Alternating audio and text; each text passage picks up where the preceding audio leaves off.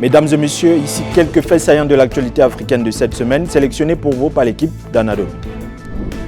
Les autorités de la République démocratique du Congo ont interdit la première mobilisation de l'opposition contre les scrutins du 20 décembre, qualifiée de simulacre par des opposants qui exigent son annulation et la mise en accusation des dirigeants de la Commission électorale nationale indépendante. Environ 43 millions de Congolais étaient appelés le 20 décembre à élire dans un scrutin à un seul tour le président de la République, les députés nationaux et provinciaux, ainsi que les conseillers municipaux. Le président sortant, Félix Tshisekedi, est en tête des premiers résultats provisoires dévoilés par la Commission électorale indépendante. Les résultats provisoires globaux devraient être rendus publics avant le 31 décembre.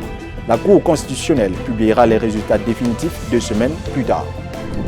L'opposant sénégalais Ousmane Sonko a déposé sa candidature à la présidentielle de février 2024 devant le Conseil constitutionnel, malgré le refus de l'administration de lui délivrer tous les documents nécessaires, annoncé mardi son parti PASTEF, les Patriotes. Ceci intervient moins de 2 semaines après sa réintégration sur les listes électorales. Le Conseil constitutionnel doit annoncer le 20 janvier la liste des candidats retenus à la présidentielle. Des individus armés ont attaqué dans la nuit de dimanche à lundi plusieurs villages dans l'état du Plateau, dans le centre du Nigeria, causant la mort de près de 200 personnes, selon le nouveau bilan communiqué mercredi par les autorités.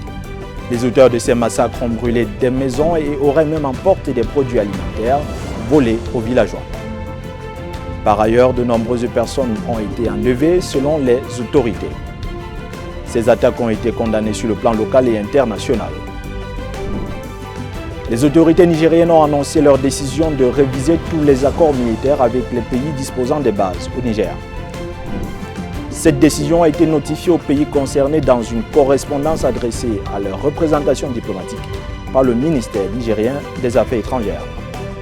Les États-Unis, l'Allemagne et l'Italie disposent des bases militaires au Niger.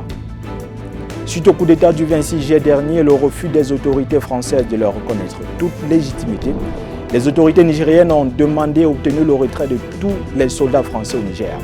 Les derniers soldats français ont quitté Niamey le jeudi 22 décembre courant. La Russie a ouvert son ambassade ce jeudi à Ouagadougou, a indiqué le ministère des Affaires étrangères burkinabé dans un communiqué.